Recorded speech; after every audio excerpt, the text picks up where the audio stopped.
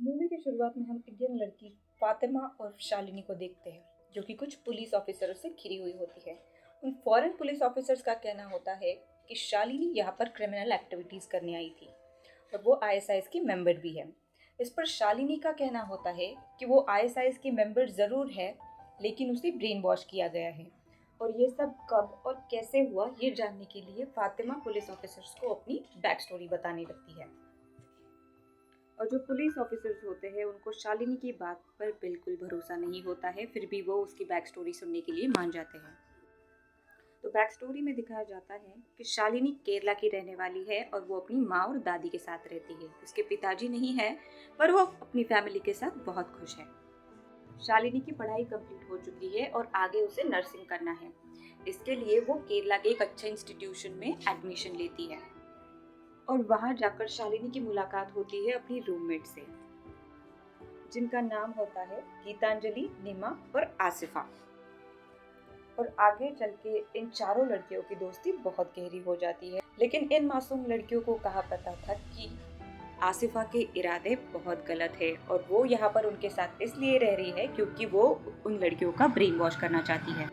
तो बेसिकली यहाँ पर आसिफा का मोटिव ये होता है कि वो इन लड़कियों को मुस्लिम रिलीजन में कन्वर्ट करना चाहती है और यही उसका गोल है और इसीलिए वो इन लड़कियों के साथ रह रही है। और तभी अगले सीन में हमें दिखाया जाता है कि ये चारों लड़कियां असेंबली हॉल में जमा हुई है, जहाँ पर कोई फंक्शन होता है, और उसी वक्त वहाँ पर उनका कोई फोटो खींच लेता है।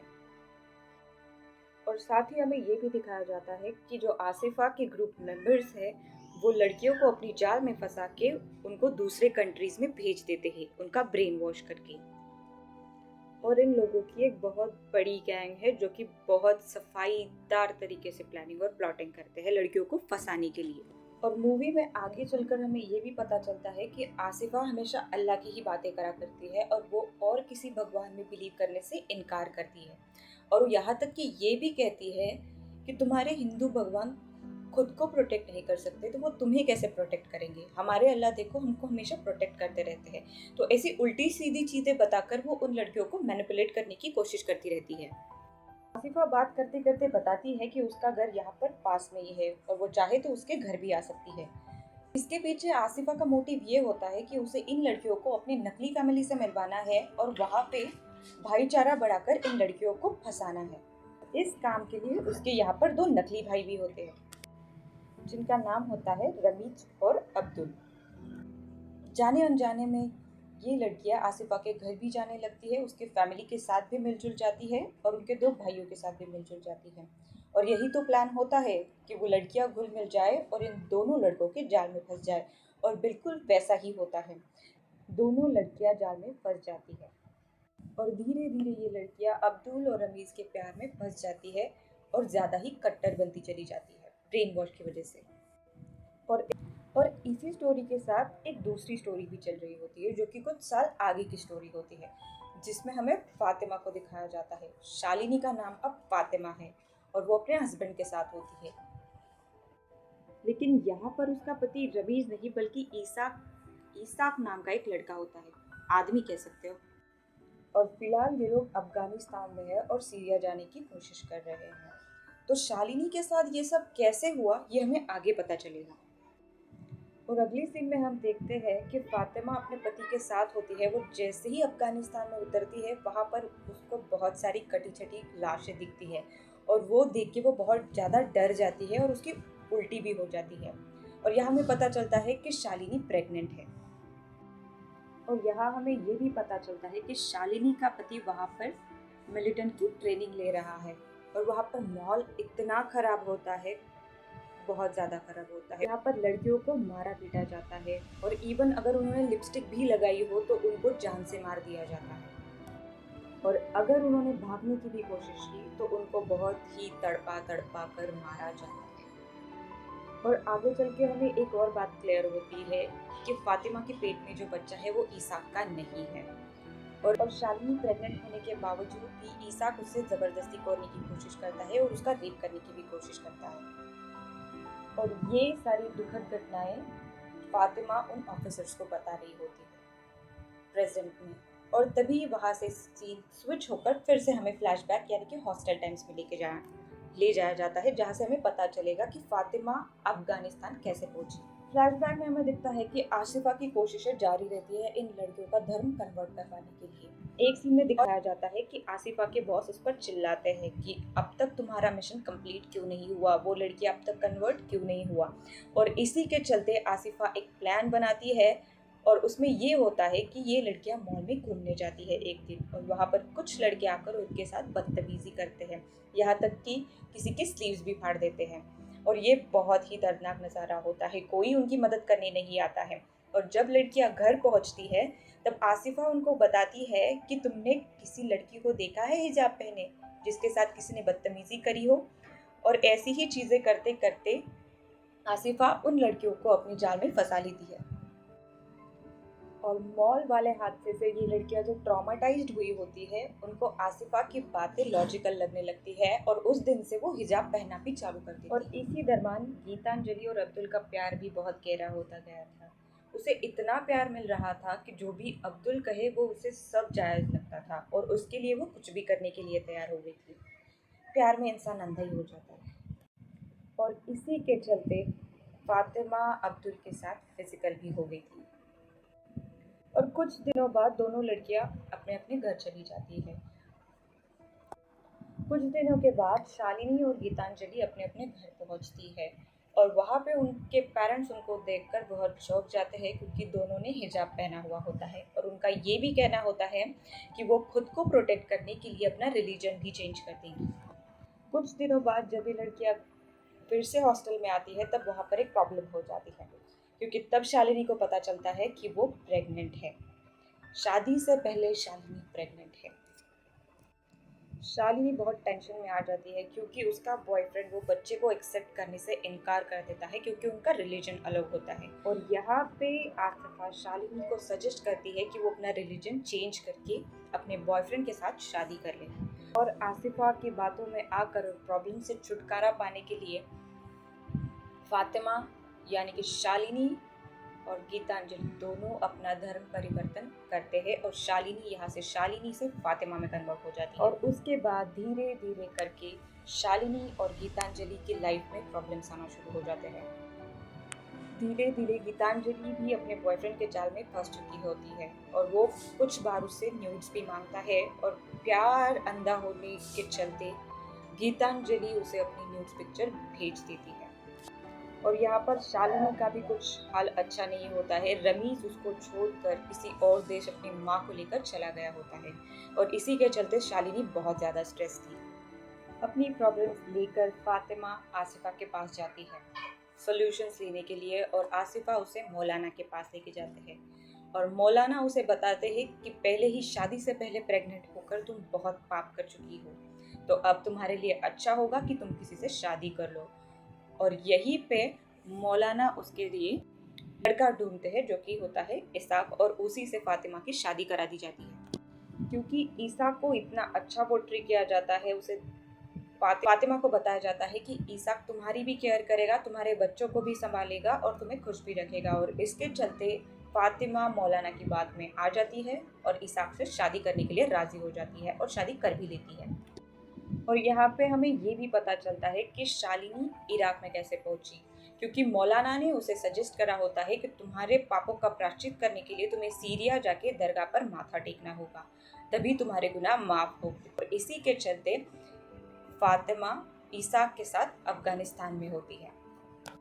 आपको लग रहा होगा कि ये सब शालिनी कैसे मान रही है, तो जैसे कि पहले से दिखाया जा रहा है शालिनी पूरी तरीके से ब्रेन वॉश हो चुकी है और इसलिए ये लोग जो भी उसको करने के लिए कह रहे हैं वो मानती जा रही है।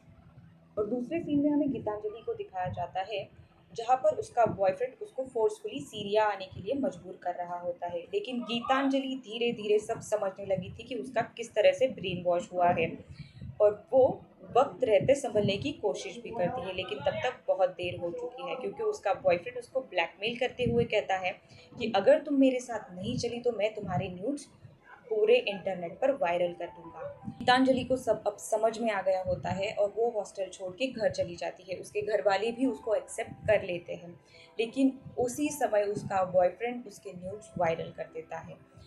और गीतांजलि को सारी जगह से कॉल्स आने लगते हैं रिलेटिव्स के, और वो ये सह नहीं पाती है और फांसी लगाकर खुदकुशी कर लेती है। अगले सीन में हमें नीमा को दिखाया जाता है, जो कि शालिनी को कॉल करके सब बता देती है कि हमारे साथ जो भी हुआ वो एक प्लानिंग के तहत हुआ था, और गीतांजलि के साथ क्या हुआ है और तुम्हारे साथ भी ये हो सकता है, तो वो उसे सावधान करने की पूरी कोशिश करती है। और इसके बाद नीमा अपनी स्टोरी भी बताती है कि कैसे आसिफा ने उसे एक लड़के के साथ मिलवाया था, जिसके साथ वो डिनर पर गई थी, और उस लड़के ने उसकी ड्रिंक्स में नींद की दवाई मिलाकर उसे बेहोश कर दिया और अपने घर लेके गया, और वहां पर बहुत सारे लोगों ने उसके साथ दुष्कर्म किया। और ये सारी बातें सुनने के बाद शालिनी बहुत डर जाती है, लेकिन फिर भी उसे ईसाक पर थोड़ा बहुत भरोसा करने का मन करता है और उस पर थोड़ा बहुत भरोसा करना भी चाहती है। लेकिन आजू बाजू का माहौल देखते हुए शालिनी बहुत डर भी जाती है और संभलने की कोशिश भी करती है, क्योंकि वहां पर औरतों के साथ बहुत बड़ा व्यवहार किया जाता था, उन्हें मारा पीटा जाता था और उनके साथ बहुत ज्यादा दुष्कर्म किया जाते थे। तभी ये सब चलते हुए शालिनी को तब तक बच्चा हो जाता है, और शालिनी चाहती थी कि उसकी माँ को इस बच्चे के बारे में सबसे पहले पता चले। इसके लिए वो कुछ जुगाड़ लगाकर अपनी माँ को मैसेज भेजने की कोशिश करती है, जिसमें वो ये सब चीज़ें भी बताने की कोशिश करती है। इसी जुगाड़ के तहत शालिनी एक औरत से मदद लेते हुए उसका मोबाइल लेती है और उसी मोबाइल पर अपनी माँ को मैसेज कर देती है। लेकिन जैसे ही शालिनी बाहर निकलती है, वहां पर कुछ लोग आते हैं और वो उस औरत को मार देते हैं। और कैसे तो भी शालिनी बच बचाकर वहां से भी निकल जाती है और अपने घर पहुंचती है। लेकिन घर पहुंचने के बाद भी वहां पर कुछ दिनों बाद कुछ लोग आते हैं, और वो लोग शालिनी को बताते हैं कि ईसाक शहीद हो चुका है, और वो अब उसको और उसके बच्चों को लेकर जाना चाहते हैं। और यही पर शालिनी को अपने बच्चे से वो लोग अलग कर देते हैं, और शालिनी जैसी ही बहुत सारी लड़कियों को वो एक जगह से दूसरी जगह ट्रांसपोर्ट करते रहते हैं। और इसी ट्रांसपोर्टेशन के चलते हुए एक बार शालिनी को अपना पति दिख जाता है, और वो समझ जाती है कि ये सब एक प्लान था और उसका यूज़ किया गया है। और तभी शालिनी पुलिस ऑफिसर्स को ये भी बताती है कि उनका जो ग्रुप था लड़कियों का, उनमें से एक लड़की को चुना जाता था और उसके साथ पूरी रात भर दुष्कर्म किए जाते थे, जो कि बहुत ही खौफनाक होता था। और तभी दूसरे सीन में ये भी दिखाते हैं कि नीमा अपनी ये स्टोरी लेकर पुलिस ऑफिसर्स के पास पहुंचती है और कंप्लेंट भी करती है, लेकिन कोई भी पुलिस वाला उनकी कंप्लेंट लेने के लिए तैयार नहीं है, और वो मानते ही नहीं है क्योंकि उनके पास सबूत ही नहीं होते हैं। और इसी के चलते नीमा ये भी बताती है कि केरला में बहुत सारी लड़कियों का धर्म परिवर्तन होता है, जिसके बारे में पुलिस ऑफिसर्स को कुछ भी पता नहीं होता है। और दूसरी तरफ हमें दिखाया जाता है कि अफगानिस्तान में शालिनी और उसके ग्रुप को दूसरे कैंप में लेके जा रहे होते हैं, जो कि उनका यूजुअल रूट होता है। और यहाँ पे शालिनी ने अपनी होशियारी दिखाते हुए सारे रास्ते अपने दिमाग में फिट कर लिए होते हैं, और जिससे उसने ये कंक्लूजन निकाला होता है कि अगर वो कहीं से भाग सकती है तो वो यही जगह है, और इसके चलते वो भागने की प्लानिंग भी करती है, और उसके साथ और दो लड़कियां भी शामिल होती है। और इसी प्लानिंग के चलते फातिमा और उसके साथ और दो बंदी लड़कियां वहां से भाग निकलती हैं, लेकिन इस प्रोसीजर में वो दोनों लड़कियां मारी जाती है, और शालिनी वहां से भागने में कामयाब हो जाती है। लेकिन कुछ देर आगे जाकर वो थकने की वजह से बेहोश हो जाती है, और 18 घंटे बाद उसे उस रेगिस्तान में एक ड्रोन स्पॉट करता है, और जहाँ से हमें पता चलता है कि शालिनी को यहाँ पर उन फॉरेन ऑफिसर्स ने पकड़ा है और उसके साथ इंटरोगेशन क्यों हो रही। शालिनी के पास सिर्फ कहानी होने की वजह से और कोई भी सबूत ना होने की वजह से पुलिस ऑफिसर्स उसकी कोई मदद नहीं कर पाते हैं, लेकिन वो उसको अश्योरिटी देते हैं कि तुम यहाँ पर सेफ रहोगी। और तभी हमें जेल में अगला सीन दिखाया जाता है, जहाँ पर कि शालिनी बुर्खा जलाती है और फातिमा की आइडेंटिटी से मुक्त होकर शालिनी बन जाती है, और इसी के साथ ये मूवी खत्म होती है। और मूवी की एंडिंग होने के बाद लास्ट में हमें जिनके साथ ये सब कुछ हुआ है, जिन लोगों ने ये सारी दर्दनाक घटनाएं फेस की गई है, उनके फैमिलीज़ के इंटरव्यूज़ भी दिखाए जाते हैं, जो कि हमें ये बताते हैं कि ये एक सच्ची घटना पर आधारित स्टोरी है। दोस्तों, ये मूवी बहुत अच्छी है और बहुत इंफॉर्मेटिव भी है, तो मैं चाहूँगी कि आप ये मूवी ज़रूर थिएटर में देखें और ख़ासकर छोटी बच्चियों ने ये मूवी ज़रूर देखनी चाहिए, क्योंकि हम जब छोटे होते हैं we can be easily manipulated and brainwashed. और इसी के साथ ये मूवी एक्सप्लेनेशन यहाँ पर ख़त्म होती है। सायोनारा।